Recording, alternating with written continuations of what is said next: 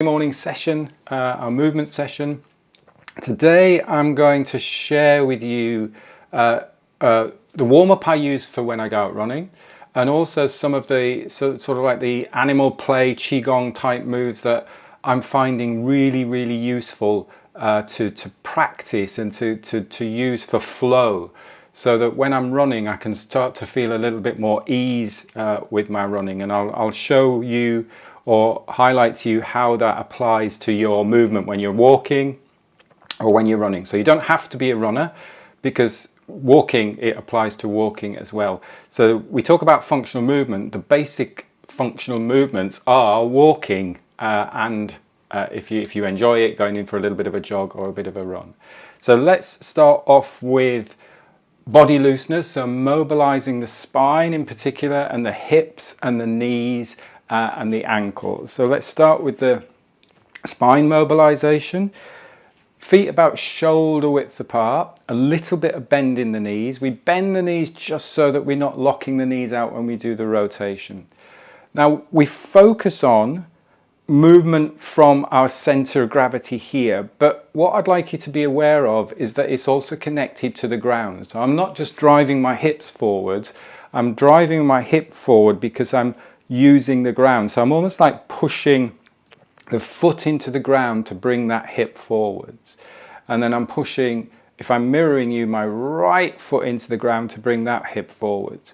So it's just a little bit of work with grounding and connecting to the ground through the feet to make those hips move. And I want you to visualize almost that you've got someone just putting a little bit of resistance on the hip, so you can't do this type of floppy movement. So just get those hips rotating, connecting to the ground, and then lengthen up the spine, so nice and tall through the spine. Notice that the torso is following the hips, so the shoulder is going with the hips. So we're just rotating around the spine at the minute. And then just bringing a little bit more power, if you like, from the hips, just to help to increase the rotation. The shoulders are down and relaxed. And you're just glancing in the direction of where the hips are turning. So that upper body follows the hips. And then just bend the elbows, let the elbows bend, tapping across the back of the body and the front of the body. So you're just shortening the pendulum of your arm so that it swings with a little bit more ease. And why we're doing this is to actually mobilize the spine, enliven the spine. So there are vertebrae all the way down the back, lower back, mid back, upper back, to the neck. And each of those vertebrae, each of those joints rotate on top of each other. So we haven't got a rigid spine, and quite often we create strength through rigidity, and we want to create strength through ease and strength through balance, and strength through combining flexibility and strength.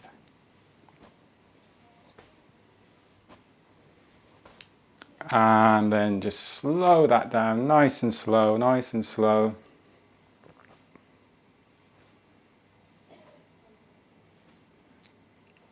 Just bringing the feet hip width, just to balance for a moment.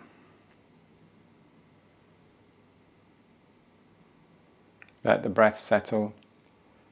Check in with where your center of gravity is. So maybe you need to bring the hips back a little bit. Just balance yourself.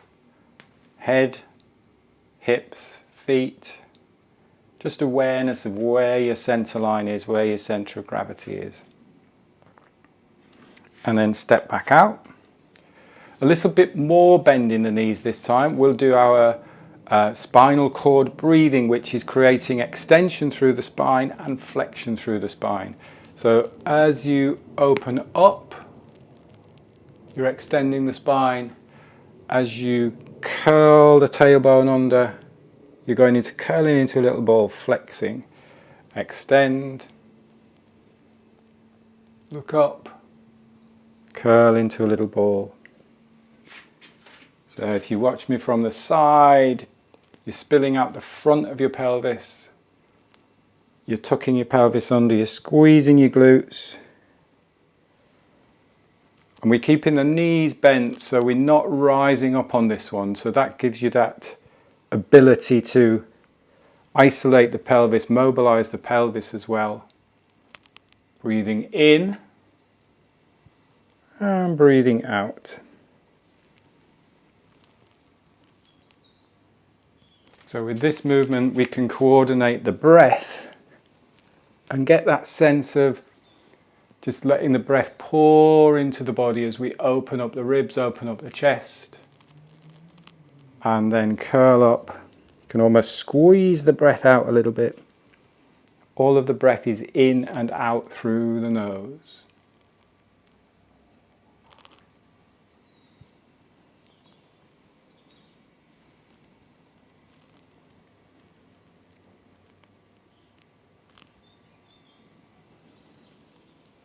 And the reason why we're doing this movement is we're getting the mobilization of the spine, opening up, lengthening up, and then flexing. So we get this very good movement, oiling the joints, getting the blood flow, getting the circulation through the spine.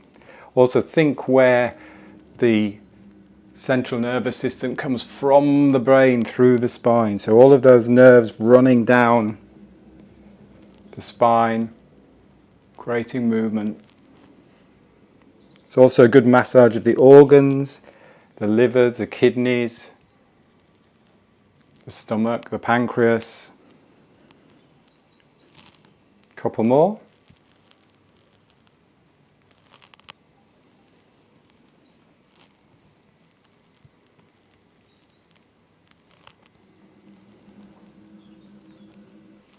And then take a moment standing.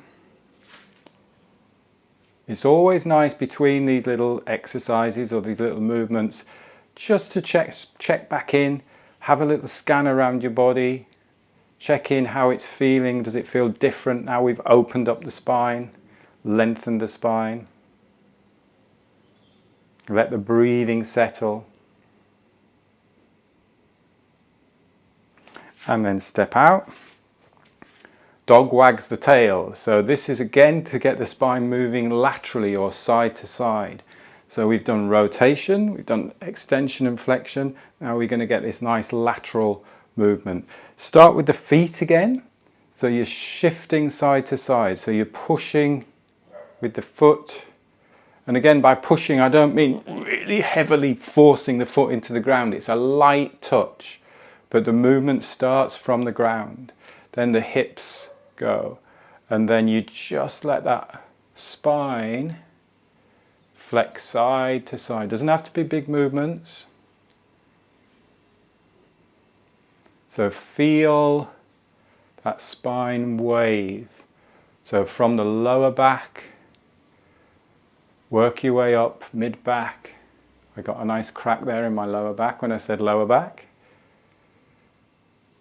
To the base of the ribs, and then work your way up through the upper back,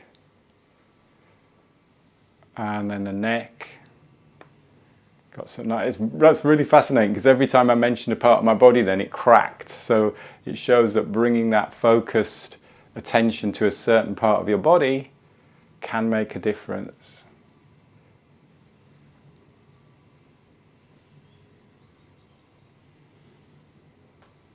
So hips go and then upper body follows. Knees are a little bit bent.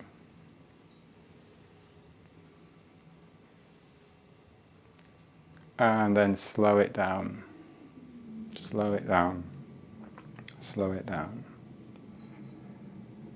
when you're practicing that one, really take your time to focus on hips are leading the movement, because just catching a few of you on Zoom then, and it's very easy to do. We can start leading with the head, so the head can go, or you can lead with the shoulders. And I'm not saying there's anything wrong in that. Leading with the shoulders is quite a nice little dance move, or it's actually quite a nice move because it gets the shoulders going. But get that idea of the hips are going, and then the rest, it's almost like it's just balancing on top, so you're getting that little spine wave laterally side to side. Good, that's some work on the spine. It's important in movement that we have that spine mobilized. As I say, it's quite often we become rigid, particularly as we get older, or we're protecting the spine, we start to get rigid, so we're moving around like this. We want the freedom of rotation, of extension and flexion, and also of that lateral movement. Now we want to mobilize the hips, but the hips in walking and running, in movement, still have to be strong. So we have to have that balance between strength and flexibility. You don't want hips all over the place. It might be great that you've got this fantastic hip extension, but that might not be beneficial, or it might not be optimal for walking or for running. So we want to get the balance right.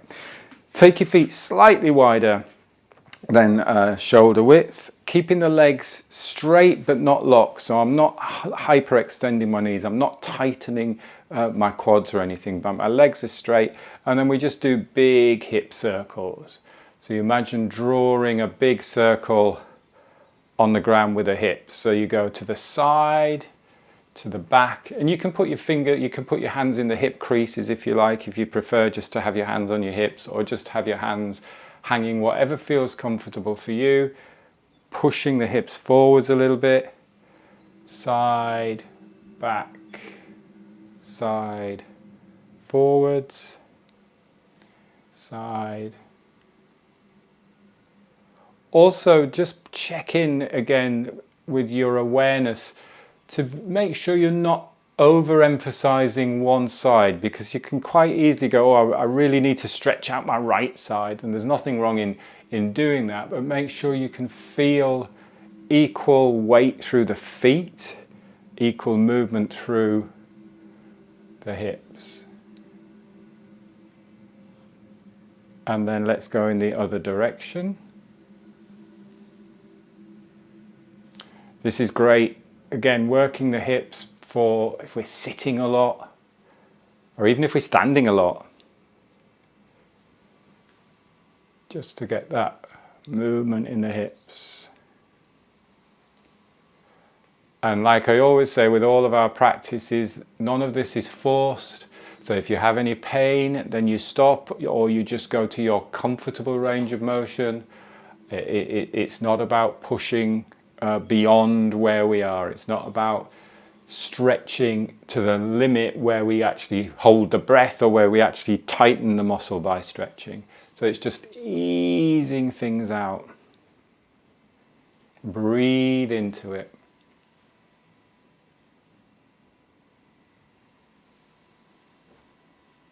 Let's do one more big hip movement.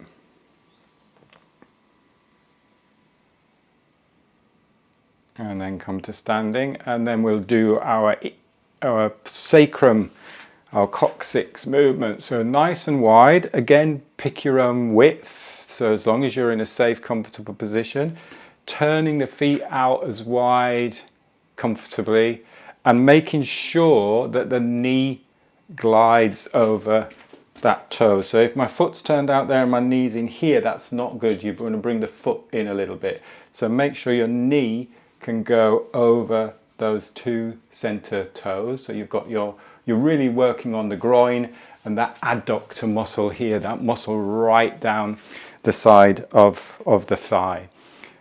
And I was at the osteopath the other week, and we were talking about the importance of these adductor muscles, because when you actually step forwards, these adductor muscles contract, and if these are tight, these aren't going to work as efficiently. So we pay a lot of attention to the glutes when we're running, but actually these adductor muscles are really important, and I'll show you when we come out of this movement how important these adductor muscles are. So you're sitting on your horse, and then we work that tiny sacrum. So it's like you're drawing a circle with your tailbone on the floor. So you're really working into the groin there. So visualize that hip socket, that ball and socket joint of the hip. And of course, as I said, if you've got any problems with the hip, then you can narrow the stance, you can stand a little bit taller, just get that tiny movement. Nothing is forced. And the one way to double check that you're not forcing anything is to make sure you can breathe easy, breathe into the movement. It's going one direction.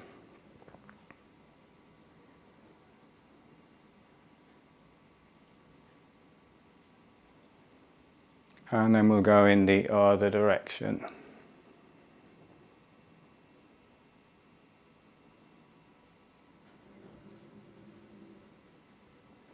So you want to aim to get the least amount of movement of the outside of the hips and more movement on that inside.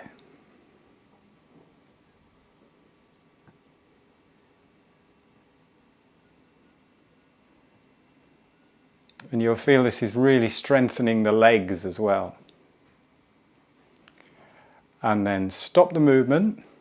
Now just focus on these adductor muscles here, so connecting sort of like knee into the groin. And as you straighten the leg, you feel those muscles as you straighten the leg up.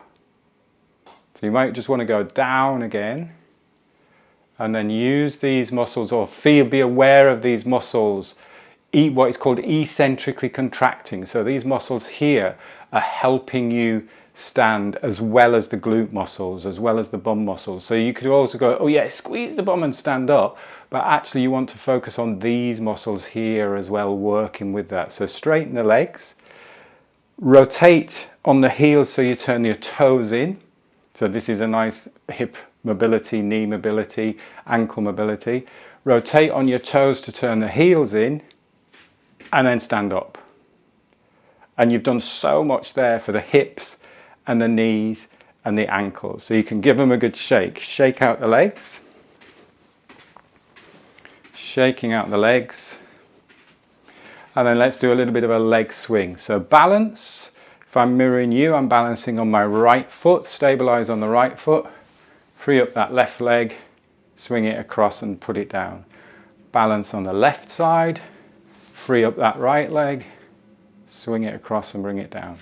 And then just go into a nice rhythmical balance, freeing up the swing leg. Great for opening up the hips, freeing up the hips. So we've worked a lot of strength through the hips. Now let's free up that swing leg hip.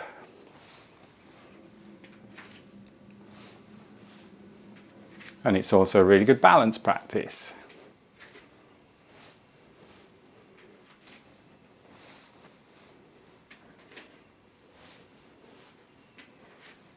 Couple more.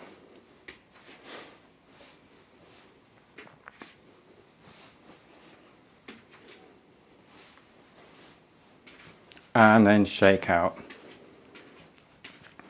And go into a full shake. So you're tapping your heels on the floor.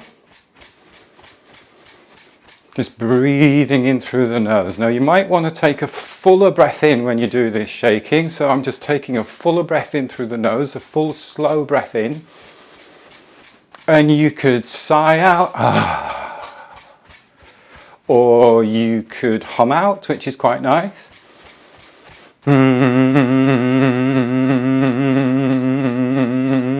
This is really just letting go, cleansing, clearing any blockages, any tightness, any tension.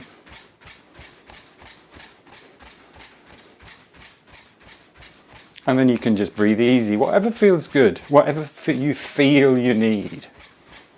Sometimes we feel we need a good sigh, so good, it's nice, ready to go. And then slow it down, slow it down, slow it down. Stand for a moment. Maybe now feeling those tingling sensations. You're getting the blood flowing around the body, the energy flowing around the body. So the idea of warming up is to do exactly that, is to get the oxygen delivered to all the parts of the body, and to get the muscles warm, the body warm. Step out a little bit again. We're going to shift the weight forwards. Now, if you, again, just be comfortable with this to make sure that you're not putting any excess stress and strain on the ankles, but shift the weight forward. So you're coming onto the ball of the foot, you're going to raise the hands, and then you're going to raise your bubbling spring. So you're going to come up onto the ball of the foot, and then you're going to drop it down. So just bend the knees and just let it swing down. And then come back up again, balance. Shoulders relaxed, and then drop it down. And again, come up, balance. Shoulders relaxed, breathing easy. Drop it down. And as you drop it down, you can crash the heels into the floor, get that vibration through the body. The heel is designed to take the load when we're standing. So it's nice and strong. Yes, you don't want to be heel striking and throwing your legs out in front of you and pushing the force in the wrong way. But here, let that heel drop and swing. The reason why we're doing this is just feel here how you have to find where your center of gravity is. So to balance, you have to have this center of gravity, your center here slightly forward.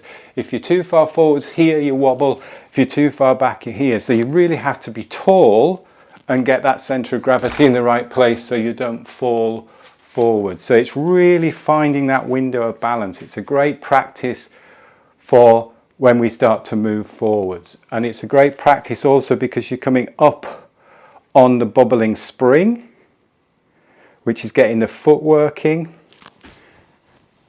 And it's the point where when you land, when you're walking and when you're running, is the point where you will create that natural spring with the force coming down. So we want that flexibility and strength through the foot as well. A couple more. Come up, balance,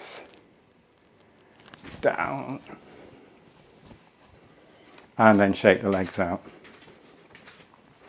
So you'll see all of these are sort of like stretching, strengthening and flexibility exercises that you can use to prepare for walking and for running. If you've done my original Run With Ease workshops and some of the chi running stuff I was doing a couple of years back, you'll remember we did a take a step practice. So I'll just run through that quickly, but what I've found is there's another little practice that really takes the step to the next step, if you like. So the idea of take a step is you stand, you find your center of gravity. I'll mirror you. We focus on balancing on the right leg. When you balance on the right leg, you step forwards with the left leg. So you transfer the weight to that left leg and you bring your center of gravity over that left leg standing. You'll see now why we did this to get the center of gravity forwards. So the right leg is the support leg. Focus on your center, step onto that left leg and then step back. So stabilize, focus on your center, and then step forwards into that left leg. Just do that a few times. Stabilize, focus on your center, step forwards,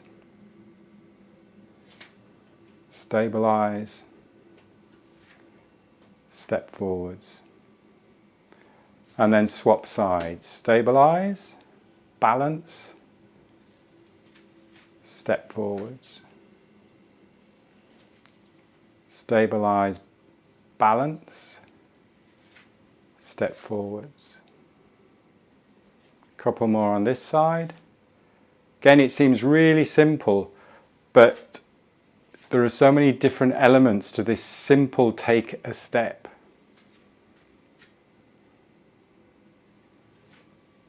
And step forwards. And rest there. So one of the common things that we often do when we step forwards is our brain goes to the foot and we go, oh, I'm going to step forwards with that foot. So we go, right, here I go, step forward. So straight away, I'm overreaching. I'm using that foot to reach forwards. Whereas when we practice this take a step, if you stabilize on the support leg, then move the center, that step leg just goes with it, and also your upper body comes with it. So that's really important, that we stabilize and use that standing leg to actually create that step forwards. So that's when you realize how important this little practice is here. Now, just to finish off, to take that a step further is one of the practices that we've done, I think we've done a couple of times on our Thursday morning, is where we bring our arms up and then we step out. So we'll bring our arms together, we'll stabilize on the right leg, step forwards on the left leg, shift the weight forwards, extend the spine, rotate and have a little look behind, and then step back.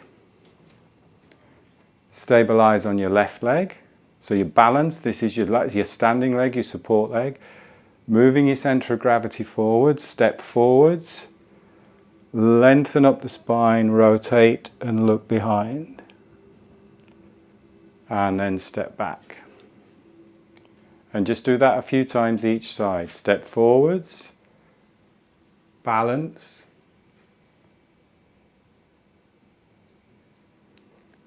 step back.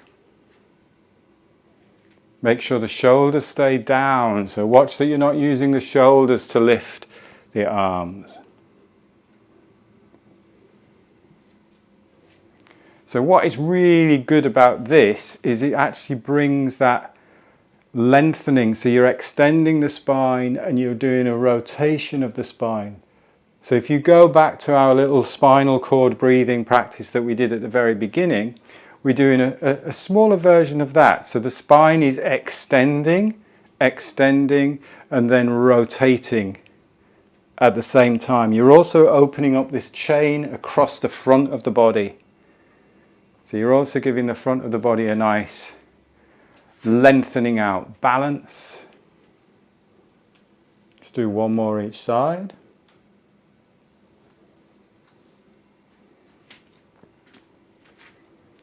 Balance.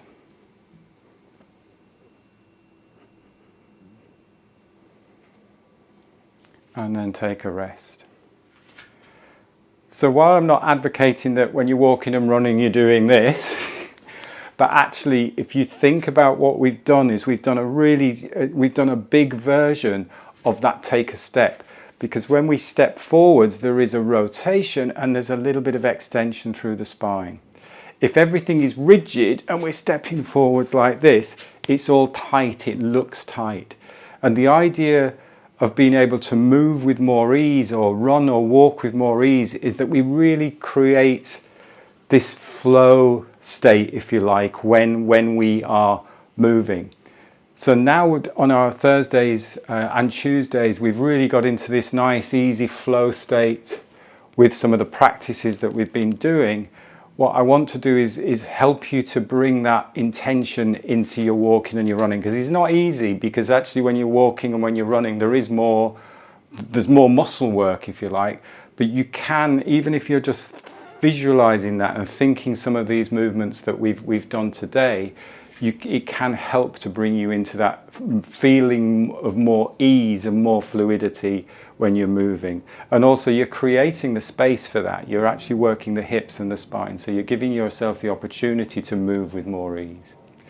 So next week I'm going to continue with this. We'll work on the exercises that we've done today, and I'll add a couple more of that.